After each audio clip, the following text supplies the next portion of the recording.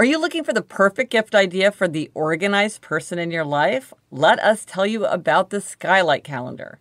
The Skylight Calendar displays your family events on a simple touchscreen device. The Skylight Calendar lets everyone in the family know what's going on. It's super easy to use and syncs to already existing calendars, including Google, Outlook, and Apple Calendars. It's an easy way to keep family members in the loop. The kids will know when soccer practice is, your spouse will know when you have dinner plans. It's all on the calendar for everyone to see. Use it to manage your grocery list, chores, and meal plans.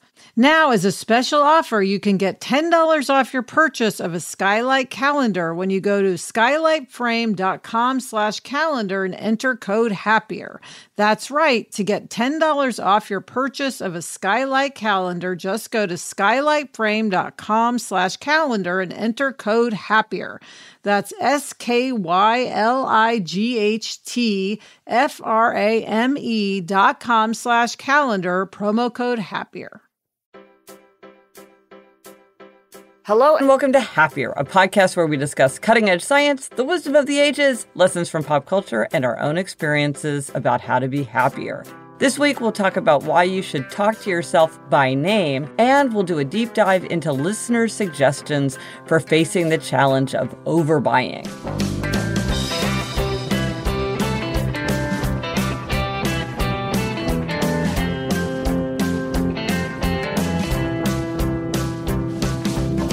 I'm Gretchen Rubin, a writer who writes about happiness, good habits, and who just launched the Happier app. Check it out. I'm usually in New York City, but today I am in Los Angeles. And joining me today from Los Angeles, but strangely, we are not in the same place, is my sister Elizabeth Kraft. That's me, Elizabeth Kraft, a TV writer and producer living in LA. And yeah, Gretch, I'm in Encino, you're in Santa Monica, but I got to see you last night, so that was great. Yes, I got to see you, got to see Jack and Adam, and I got to see Nacho. That's right. Yeah. I'll post a picture in the show notes if anybody wants to see him one ear up, one ear down. It is so cute. And we've been talking about gift giving because we're heading up into the holidays, and we got a really interesting reminder from a listener about personalized gift giving. Yes, this comes from Trisha. She says, I just listened to the most recent episode of the Happier podcast, number 353, the Happier Gift Guide, and I wanted to bring up something that seems kind of obvious, but is often overlooked when it comes to personalization. Make sure you know the person's name before you personalize something. I know this sounds so silly, but I cannot tell you how many items I have not used because they have been personalized for me incorrectly. Sometimes the name of the spelling is wrong, Jenny with a Y instead of Jenny with an I-E, or Anne with an E instead of Anne without an E. This is understandable but easily avoidable. Sometimes people who don't know me well will abbreviate my name to a nickname I don't use. Think of full name being Christopher and the person going by Topher exclusively and receiving a keychain that says Chris on it. Remind listeners that if they plan to personalize a gift, that they should make sure they are absolutely sure about the name or initials of the gift recipient before they place the order. It may seem silly, but it can be the deciding factor between whether a gift is treasured or hidden in a corner or closet. And she says, Trisha with an I-A, not Trisha with an A, and never Pat or Patty, although I've received items personalized with all three of those names. I mean, this is so obvious, but it's so true. It's like, Katie, how's that spelled? What is a person considered to be their initials? Elizabeth, I have no idea what you consider your initials to be. If I was going to monogram something with three initials, I mean, I know you don't care, but some people do care. ECF. Okay. There you go. All right. I'll make a note of that. So thank you, Trisha, Tricia, yes. for that good reminder. Also, if you are starting to use the Happier app, I've gotten a lot of messages from people who are using it about how they're using it, and this is just absolutely fascinating. So tell me how you're using it, how you're setting it up, because I find this endlessly fascinating. And again, if you want to check it out, you can download the Happier app in Google Play or the Apple App Store, and you can use Happier Now, one word, for early access. But keep me posted because it's so fascinating. Yes, it's a great app. Now, Lisa, this week, our Try This at Home tip is to talk to yourself by name. So that's like, hey, Gretchen, you've got this. Mm-hmm. And why is this? This is interesting. Yeah, research suggests that there are real benefits from talking to yourself in the third person. This is called distanced self-talk. So this is when you address yourself by name as if you were talking to a third person, to another person. And it turns out that there's just something about creating a distance between yourself and the idea of yourself as a different person that gives you space to assess the situation more objectively. It tends to help people control their emotions and to boost self-control. Gretch, I love anything that's a reframing, and this is like reframing self-talk. Exactly. That's a perfect way to put it. Instead of, oh my gosh, what's going on? I'm feeling overwhelmed. I'm so anxious. You talk to yourself in the third person, and it seems to just help people deal with negative emotions, even when situations are emotionally intense. It gives this distance, this perspective, this little bit of a gap that helps people stay calm. It's funny, Gretch, because I do this when I really need to psych myself up to do work. Like I have to write and it takes a lot of mental energy. I'll say, come on, Lizzie, you can do this. Or like, come on, Lizzie, let's go. And I call myself for some reason Lizzie when I do this.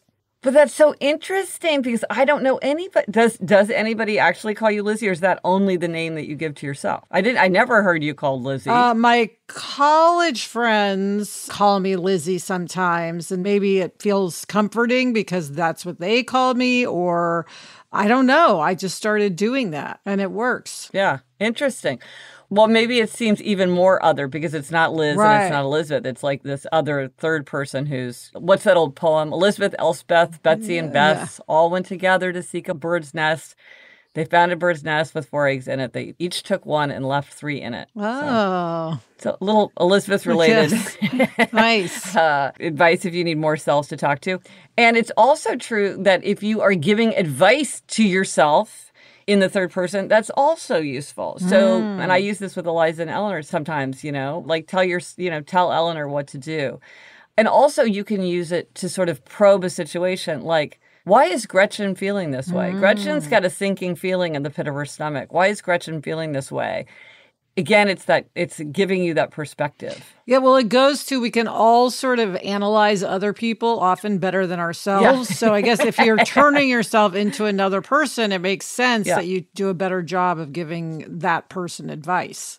Well, and one thing I like about it is that it feels easier to do because you can say to people like, well, think about the big picture, take the long view, step back. And it's not that you would disagree with that. I mean, of course, it sounds like sensible advice, but it's hard to do. Whereas like say to yourself, hey, Lizzie, you've got this, or come on, Lizzie, in the next 10 minutes, you need to sit down at the computer. It just feels like something that is easier to implement. And what's interesting, Gretch, I'm just thinking about when I do this, I also do say it out loud, not just in my mind. So I don't know if that makes a difference. I bet it would make a difference. That's fascinating. Well, if you're interested in this subject and you want to learn more about it, there's a really thought-provoking book called Chatter, The Voice in Our Head, Why It Matters, and How to Harness It by Ethan Kross. And he is one of the main researchers in the area of distant self-talk.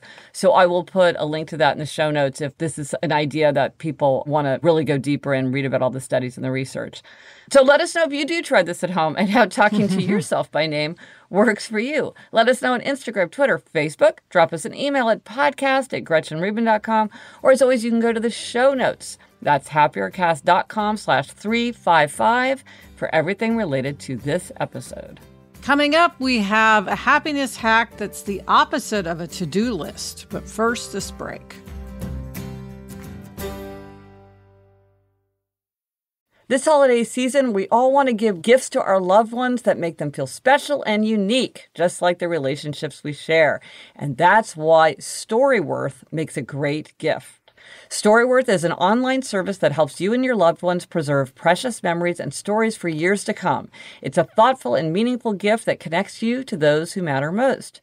Every week, Storyworth emails your relative or friend a thought-provoking question of your choice from their vast pool of possible options. I just read a Storyworth answer from my father-in-law about the time he got locked in a car dealership, which was very funny.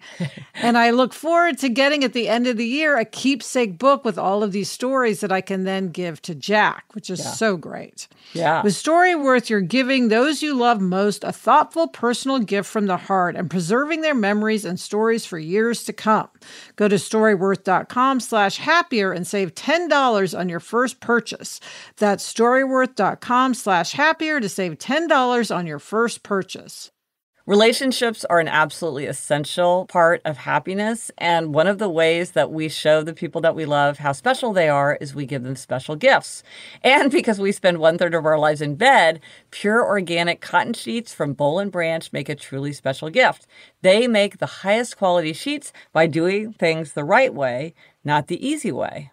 I have a friend who just bought a new house with more bedrooms than she'd had before, and I gave her a set of Boll and Branch sheets as part of a welcome to your new home gift. Treat yourself and your loved ones to the new standard in bedding from Boll and Branch. Their gifts come wrapped and ready in their special holiday packaging. Order by December 19th for guaranteed delivery by Christmas. Shop the holiday semi-annual sale from December 9th to December 15th and get 20% off at bollandbranch.com. That's BOLL and branch.com. See site for details. Exclusions may apply. Okay, Gretch, it's time for this week's happiness hack, and it's fascinating. It's a to-don't list. Yes. So the reason that I think this is so striking is, I have my tackle box that I created. And the idea of the tackle box is it's all these sticky pads to help you tackle what you want to do. But it recognizes the fact that to-do lists don't work for everybody. So there's a to-do list, a today list, to-do list, to-da list, to-do list, to doodle, and to do or could do for all the people, maybe rebels, who are like, I could do it if I wanted to, or maybe not.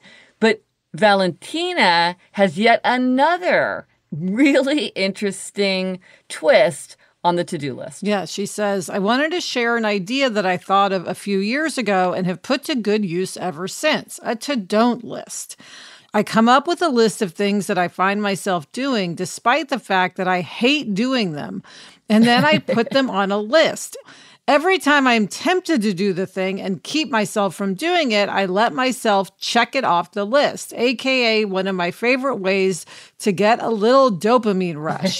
Having written it down and rewarding myself with checking it off a list is the way that I keep myself accountable and sort of unform the habit. A few examples from my to-don't list. Stressing about my home looking perfect when we have guests over. Guess what? No one is looking at my baseboards. Everyone is happy to be hanging out together, especially now that we can do so safely, thank you vaccines and rapid tests, eating and doing whatever else. I get the house to a reasonable level of clean and tidy for hosting and focus my energies on other better things. Another example, running. I hate running. I just think it is the worst. And yet, every few years, there comes a day when I decide that I should take up running again. Usually when I see someone else running and let that make me feel bad about myself unnecessarily. And then I find myself feeling even worse because I just do not enjoy running. So now I stop myself from running and instead go do something that I do enjoy. Eating most raw vegetables. With a few exceptions, I just think they're better roasted or grilled or steamed or sautéed. Why make myself miserable eating something I don't like when there are so many things I do like? She says, I think we all find ourselves doing things from time to time out of obligation, guilt, shame, or whatever else. And in keeping with Liz's new ethos of letting adults do what they want to do, I thought I would share this tip for getting yourself to stop the behaviors you want to stop. Well, I think this is brilliant. And I love the idea that she literally checks it off the list when she doesn't do it. It's like, that is what the to-don't list is. It's like, check marks, you to-don't.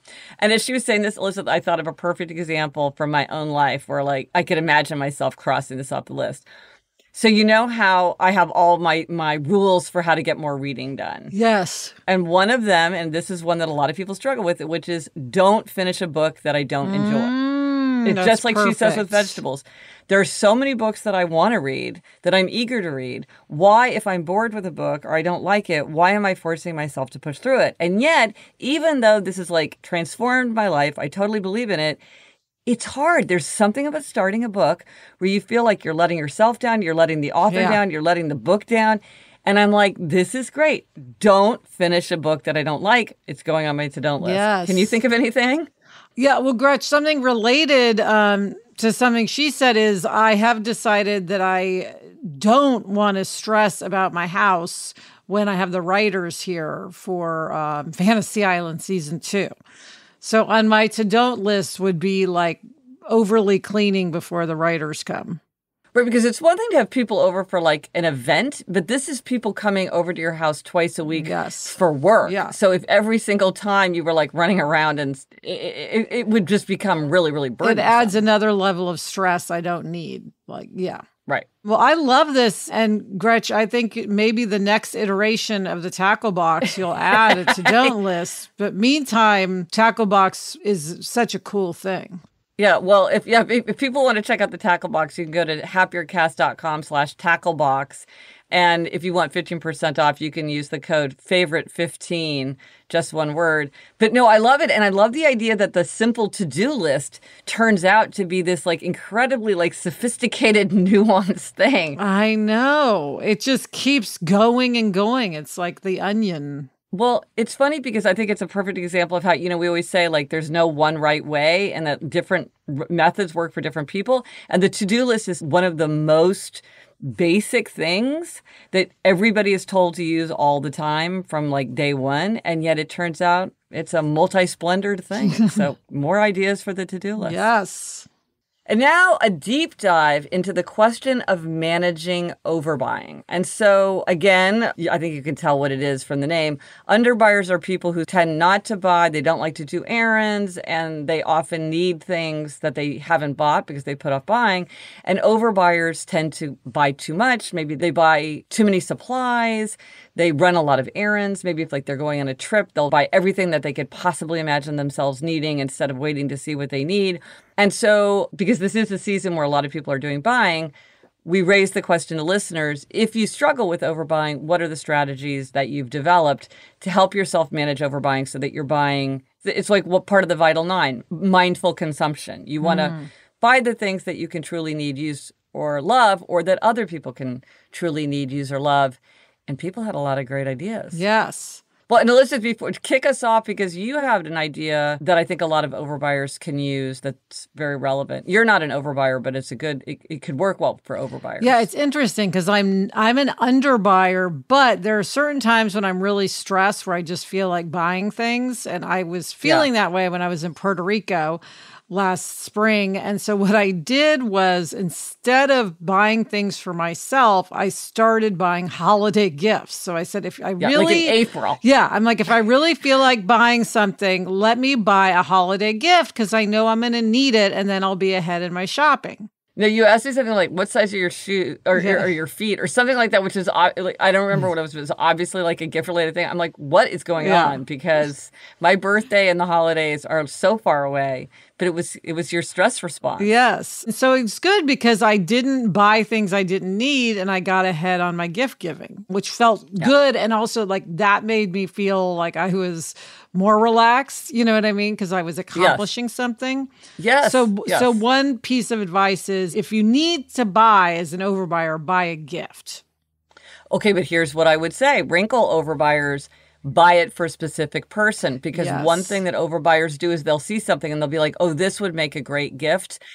But they don't know for whom. And I have spoken to countless overbuyers who have like a gift closet that is crammed with like snow globes and wind chimes and can openers or whatever it is, because they're like, oh, this would make a great gift. So it's good to do it, but have a person destination. in mind. Like an event, like why am I buying this? Who's going to get it and when? Okay. So not just general gift giving. And then Monroe says, my suggestion is to use this saying, it will be in the store when I need it. I came up with this when living with my sister, who is a hoarder. She would stock up on shampoo, taking up valuable cabinet space, when the truth is that no one needs 10 bottles of shampoo. It will be in the store when you need it. Of course, there are the exceptions of hard-to-find items or items on sale that you know you will use before they expire, but overall, this helps me to keep items out of my house until they are needed. Well, it's funny because I write about this in Outer Order, Inner Calm, and the way I put the same idea is store it in the store. So you're like, yes, I want this thing, but for now I'm just going to store it in the store. They'll take good care of it, and I can go get it whenever I want. So to claim it as yours, but they're doing you a favor by storing it for you for now. That's good.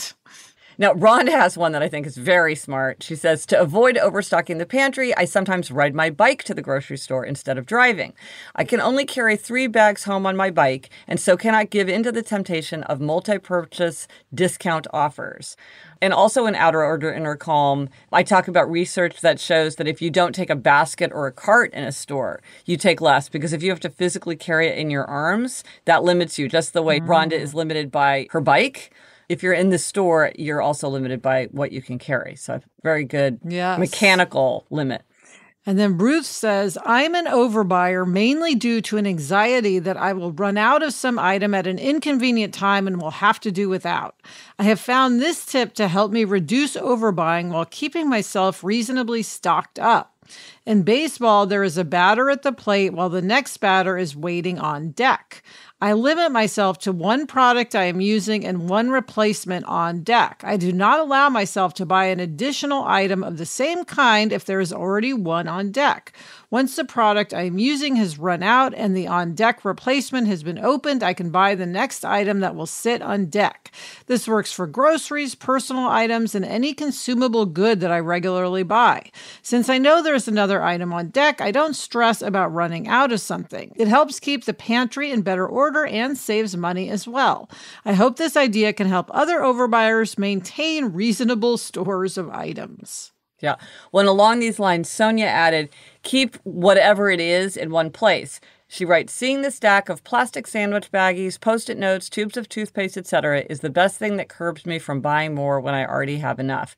So both of these ideas are like, know what you have so you don't just lay in these excessive stores, which take up money, take up space. Because a lot of stuff does expire. Right. And it's just unnecessary because, it's a great point. If you have a spare, you're not going to go without a toothpaste or whatever. Now, one thing that many people pointed to, and I think this is really interesting psychological insight into the kind of person who struggles with overbuying, is to add it to the cart without purchasing it. So Caitlin wrote, when I see something online that I didn't even know I needed but suddenly feel like I should buy, I simply add it to my cart. This especially applies to Amazon where I can save for later. I then make myself wait at least 24 hours, often more. I wait until I have actually needed that item a couple of times. But honestly, most of the time it stays in that cart for weeks and weeks until I eventually realize that I never really needed it and I delete it. Just the act of clicking add to cart, knowing it is saved, sort of satisfies the craving, so to speak. And I think a lot of overbuyers feel like somehow the putting it in the cart really gives them a lot of the satisfaction that they want. Yes, and you can do this with anything, with clothes. You can go to the most expensive store in the world and put something in your cart and get that rush and then not buy it. And then Gretch Andrea had an added bonus to this. She said, if you're signed into the website, sometimes the company will send you a discount coupon if you have something hanging out in your cart. And I have noticed that as well. So that is definitely a bonus. You can get like 15-20% off. Okay, well, so there you go. You're not buying things you don't need. And then if you do decide you do need it, maybe you get it for cheaper. So that's a great idea. Amanda wrote, I try to put off going to the store for as long as possible, usually until my list is ridiculously long or until I absolutely need an item on it. This way I go to the store less often and my list is optimized, which is my word of the year, to what I actually need. Stay focused on only getting items on the list and you will be sure that they are items that you actually need and you aren't buying items you think you need but already have at home. I know if I didn't put it on the list, I obviously didn't need it that bad.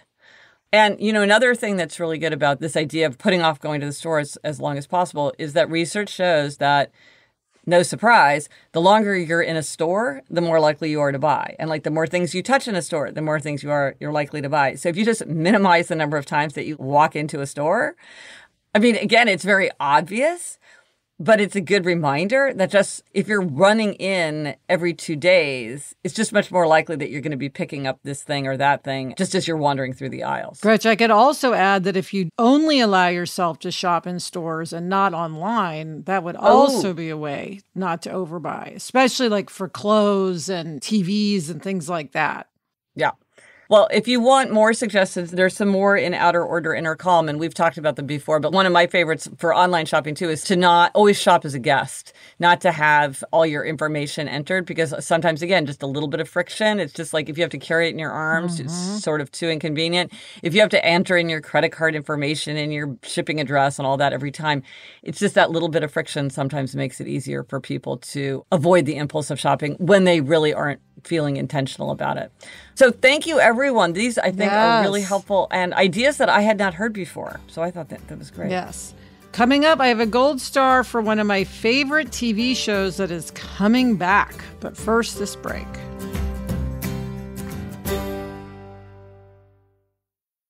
We want to talk to you about Neutrogena Hydro Boost Gel Cream and Night Press Serum.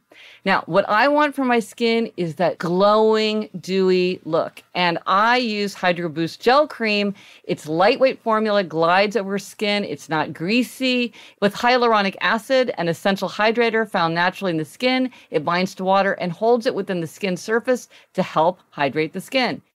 Concentrated multi-restorative press serum melts into your skin, instantly hydrating deep within your skin surface. With purified hyaluronic acid plus supercharged antioxidants known to help fight daily aggressors. Oil-free, suitable for all skin types, non-greasy, non-comedogenic, dye-free, alcohol-free. And Gretchen, I love the Night Press Serum. It restores and revitalizes my skin overnight, and I wake up to skin that's 3 times more hydrated. It feels so good. Learn more at Neutrogena.com/HydroBoost.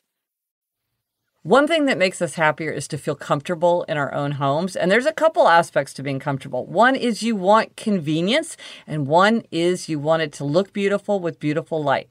Hunter Douglas can help you achieve all those things with their innovative window shade designs, gorgeous fabrics, and control systems so advanced they can be scheduled to automatically adjust to their optimal position throughout the day.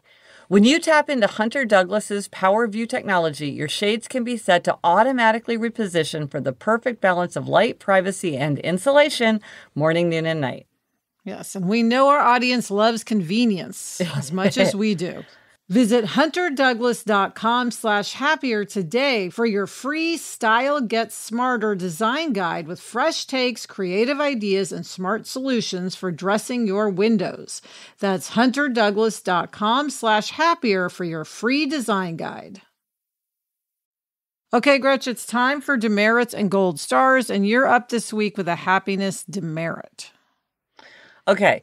Probably a repeat demerit. But Elizabeth, you know, and everybody who knows me knows that I am somebody who is just cold all the time. Yes. You know, they're the people who are, I am sitting in a room where everybody else is wearing jeans and a t-shirt and sandals, and my nose is turning blue, my hands are purple, my feet are icy cold. And I was in a situation where I let myself get really, really cold. And when I get cold, I get kind of irritable and cranky and tense, because I'm so uncomfortable. And I should have just taken the 10 minutes I was at home, so I could have just gone and put on a sweatshirt, put on my fingertipless gloves, put on warmer socks, the whole thing. And it's one of those things where if I had just taken a few minutes, I would have been much more comfortable and I would have behaved myself better as a consequence. And instead, I just, out of sheer sort of lassitude, put up with deep discomfort. And what I find, and I think this is true for a lot of people, is that when I don't take care of my body, it really makes me irritable, makes me impatient. I lose my sense of humor. Like managing those little irritations actually adds quite a bit to my happiness and other people's happiness. Yeah, it's your treat yourself like a toddler advice that you have for people. Yes, you should have wrapped up the little toddler. You should have said, Gretchen, you need to be warmer. Yes. Ooh, bringing it back, Elizabeth. Yeah. Well played. Yes, I should have said, Gretchen, Gretchen gets irritable when she's cold. Gretchen gets impatient when her feet are freezing. Gretchen needs to have an extra layer, even if other people think she looks silly. I'm going to do that next time. Elizabeth, take us up. What's your gold star? What is this return? All right, Gretchen. Well, Sex and the City, one of my all-time favorite shows, is coming back. Yeah. It's not called Sex and the City. It's called And Just Like That, ... And it's Carrie, Miranda, and Charlotte are back. There's no Samantha, unfortunately. Mr. Big is back, the whole group, and I cannot wait to watch. It's funny because I don't know how great it's going to be or not be, but just the fact that it's coming back fills me with such joy. And it's like, I don't know, a highlight, that I can look forward to. I just am so excited. Okay, but Elizabeth, I have 2 questions for you in your capacity as like a TV person. First of all, why do you think they changed the name? I don't know. I would not have done that because I think it could keep people from knowing that it's there. So I don't know. Well, I remember because, they were shooting right down, like 2 houses down from me on my street in New York City. And I was like, oh, they're shooting it just like that. And you were like, oh, no, that's just the hashtag. And I'm like, I think it's the name of the show because the posters, they put these posters on the trees to say like, hey, you can't park on this street. And oh, neighbors, sorry to bother you, but like we're going to be taking over, everything as far as you can see. And you were really surprised. I was. No, I kept saying that can't be. They wouldn't change the name. So I don't know. I would love to know why they changed the name. There must be a thinking behind. It is a good name. It is a very good name. So I don't know. All will be revealed. And here's my other question for you, which is this like a new trend or is this just something that now there's the capacity to do it? Where movies and TV will unfold over time, like the famous Before Sunrise trilogy, which is movies, but where it's literally the same actors playing the same people later in their lives. Right, like Will and Grace, for instance, did that. Yes, and I just think it's fascinating. Yeah, I think somebody tried it and they realized that viewers love seeing characters where they are 10 years later. And so the landscape now is so saturated with so many options that anything to make you jump out is really desirable. I mean, look, for instance, Fantasy Island. Yeah. It's like anything to cut through. So I think that's why, knowing that people do want to see these characters, that's why they've decided to actually use the actors rather than like, in a reboot, have a new cast. Right, because it's so interesting. Well, you had a great idea because we both love Game of Thrones. And at the very end of Game of Thrones, somebody said, to Tyrion, do you think this was a good idea? And Tyrion says, ask me again in 10 years. And you said to me, wouldn't it be amazing if they in 10 years brought the show back and you saw how all these things played out? And I was like, all I want is I am praying for that, Gretch. We're down like 2 years, so we have maybe like another 8 years. Yeah, it's a big cast. That's a lot of people to wrangle, but we'll see. The resources for this week. If you are not already subscribing to my newsletter, you can visit a sample on my website and you can sign up at gretchenrubin.com/newsletter. Each week, I share 5 things that are making me happier. And I ask readers and listeners questions, and I include all kinds of updates and discounts and links and photos and all sorts of stuff.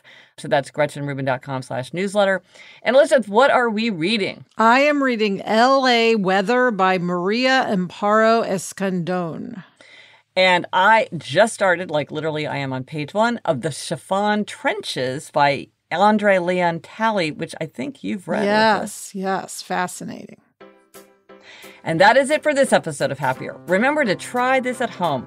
Call yourself by name. Let us know if you tried it and if it worked for you. Thank you to our executive producer, Chuck Reed, and everyone at Cadence 13. Get in touch. Gretchen's on Twitter at Gretchen Rubin, and I'm at Elizabeth Kraft. Our email address is podcast@gretchenrubin.com.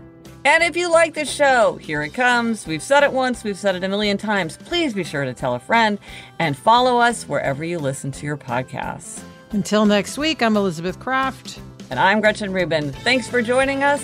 Onward and upward.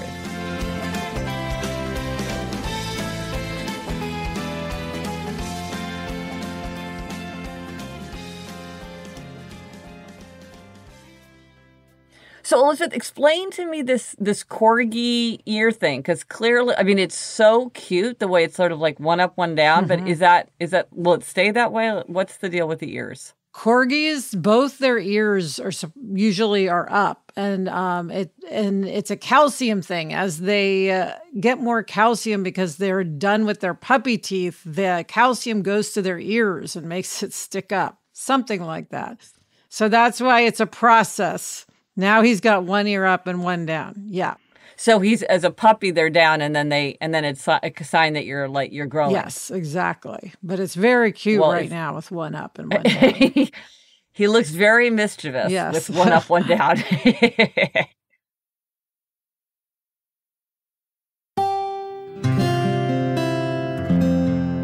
From the Onward Project.